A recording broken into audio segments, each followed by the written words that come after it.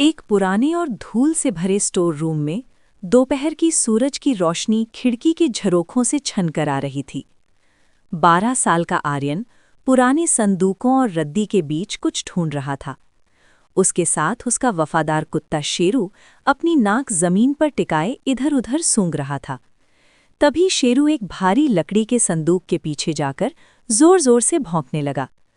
आर्यन ने मशक्कत करके संदूक को खिसकाया तो पीछे एक दीवार में छोटा सा गुप्त खाना बना था। वहां उसे चमड़े की जिल्द वाली एक पुरानी डायरी मिली। जैसे ही आर्यन ने उस डायरी को छुआ, उसके कवर पर जड़ा एक नीला पत्थर अचानक चमक उठा। ठीक उसी वक्त शेरू के गले में बंधे पट्टे से भी वैसी ही रोशनी निकली। आर्यन हैरान रह गया। उसने धीरे से डायरी खोली, जिसमें हाथ से बने नक्शे और रहस्यमयी भाषा में कुछ लिखा था। बीच के एक पन्ने पर गांव के पीछे वाले घने और शापित कहे जाने वाले जंगल के सबसे पुराने बरगद के पेड़ का चित्र बना था, जिस पर लाल रंग से एक बड़ा एक्स का निशान था। आर्यन समझ गया कि ये उसके दादाजी की गुप्त डायरी है, जो महान खोज करता थे। बिना वक्त गवाए आर्यन और शेरू जंगल की ओर निकल पड़े। जंगल इतना घना था कि दिन में भी वहां अंधेरा महसूस हो रहा था। अचानक चलते चलते शेरू रुक गया और उसने एक झरने की तरफ इशारा किया। नक्शे के हिसाब से खजाना यहीं कहीं होना चाहिए था। आर्यन ने जब झरने के पीछे का पर्दा हटाया तो वहां एक प्राचीन गुफा का प्रवेश द्वार दिखाई दिया। जैसे ही दोनों अंदर दाखिल हुए, गुफा की दीवारों पर लगी मशालें अपने आप जल उठीं। अंदर का नज़ारा अद्भुत था, लेकिन रास्ता मुश्किलों से भरा था। गुफा के फर्श पर बिछी पत्थर की टाइल्स पर अजीबो-गरीब जानवरों के निशान थे। आर्यन को समझ आ गया कि ये एक जाल है। तभी शेरू ने अपनी विशेष शक्ति का इस्तेमाल किया। उसकी सूंघने की क्षमता बढ़ गई और उसे सही पत्थरों से एक हल्की खुशबू आने लगी। शेरू जिस पत्थर पर कूदता, आर्यन ठीक वहीं कदम रखता। इस तरह वे सुरक्षित रूप से गुफा के केंद्र तक पहुंच गए। वहां एक ऊंचे चबूतरे पर सोने का एक छोटा सा बक्सा रखा था। आर्यन ने कांपते हाथों से उसे खोला, लेकिन उसमें सोना चांदी नहीं, बल्कि पीतल की एक प्राचीन चाबी और एक नया नक्शा था। तभी गुफा की छत से एक छोटा ड्रोन नीचे आया और उसमें से एक कर्कश आवाज गूंजी। वो था डॉक्टर ज़ीरो, जो सालों से इस खजाने की ताक में था। उसने गुफा को उड़ाने के लिए धमाका कर दिया। पत्थर गिरने लगे और धूल का गुबार छा गया। शेरू ने फुर्ती दिखाई और आर्यन की कमीज पकड़कर उसे एक गुप्त सुरंग की तरफ खींचा।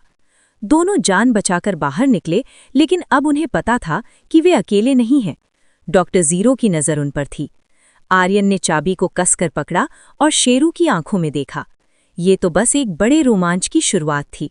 खजाने की असली तलाश अब शुरू हुई थी। रात का सन्नाटा था और बाहर तेज बारिश हो रही थी। बिजली की कड़वाहट से पूरा कमरा थरथरा रहा था। 12 साल का आर्यन और उसका वफादार कुत्ता शेरू मेज पर रखी उस पुरानी पीतल की चाबी को एकटक देख रहे थे। अचानक बिजली की एक तेज कौंध के साथ चाबी के छेद से एक नीली रोशनी निकली और सीधे दीवार पर जा टिकी। आर्यन हैरानी से चिल्लाया, शेरू देखो, ये चाबी नहीं, ये तो एक प्रोजेक्टर है। दीवार पर एक नक्शा उभर आया था। नीलम द्वीप, हिंद महासागर के बीचों बीच छिपा एक ऐसा रहस्यमयी द्वीप जिसका जिक्र सिर्फ पुरानी कहानियों में सुना गया था। सफ़र शुरू हुआ और आर्यन ने अपने दादाजी की पुरानी नाव को लहरों के हवाले कर दिया। चारों तरफ नीला समंदर था और ऊपर खुला आसमान, लेकिन ये शांति ज्यादा देर तक टिकने वाली नहीं थी। अचानक रडार पर एक लाल बिंदी चमकने लगी और पानी के भीतर से एक विशाल काली परछाई उभरी। ये डॉक्टर ज़ीरो की आधुनिक पनडुब्बी थी। डॉक्टर ज़ीरो के हाईटेक ड्रोन्स आसमान से जाल फेंकने लगे और चारों तरफ धमाके होने लगे। आर्यन ने चिल्लाकर नाव को तेजी से मोड़ा, लेकिन तभी समंदर के बीच एक भयानक भंवर बना और देखते ही देखते उनकी नाव तिनके की तरह गहरे पानी में समा गई। जब आर्यन की आंख खुली तो वो दंग रह गया। वो गीला नहीं था, बल्कि वो और शेरू एक जादुई पारदर्शी गुंबद के अंदर सुरक्षित थे। उनके सामने पानी के हजारों फीट नीचे एक पूरा शहर बसा हुआ था। नीले पत्थरों और मूंगे से बना वो खोया हुआ शहर एक्वाडोरस था। शेरू ने अपनी नाक से एक विशाल पत्थर के दरवाजे की ओर इशारा किया। आर्यन ने कांपते हाथों से पीतल की चाबी ताले में घुमाई और जैसे ही दरवाज़ा खुला, उनका सामना लोहे के दांतों वाली विशाल मैकेनिकल शार्क से हुआ। आर्यन ने तुरंत अपनी घड़ी का अलार्म तेज बजाया और शेरू के पट्टे की रोशनी चमका दी, जिससे शार्क भ्रमित हो गईं और उन्हें आगे बढ़ने का रास्ता मिल गया। हॉल के बीचों बीच एक ऊंचे स्तंभ पर नीलम का मुकुट रखा था। जैसे ही आर्यन ने उसे उठाने के लिए हाथ बढ़ाया, डॉक्टर ज़ीरो की भारी आवाज़ गूंजी, रुक जाओ लड़के, ये कोई मामूली मुकुट नहीं है, ये मौसम को बदलने वाली एक प्राचीन मशीन है। उसी पल जमीन फटने लगी और समुद्र के नीचे का ज्वालामुखी जाग उठा। आर्यन ने साहस दिखाया और मुकुट को वापस उसकी जगह रख दिया ताकि शहर तबाह न हो, लेकिन उसने चतुराई से उसके अंदर लगी एक मैग्नेटिक चिप निकाल ली। एक पुराने एस्केप पॉड में बैठकर वे रॉकेट की तरह पानी की सतह पर आ गए। सूरज की पहली किरण उनके चेहरे पर पड़ रही थी। आर्यन ने उस चिप को गौर से देखा, जिस पर एक नया निशान बना था, हिमालय की बर्फीली चोटियां।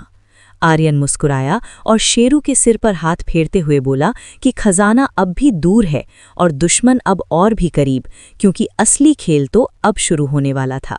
अगले चैप्टर के लिए कमेंट करना ना भूलिए।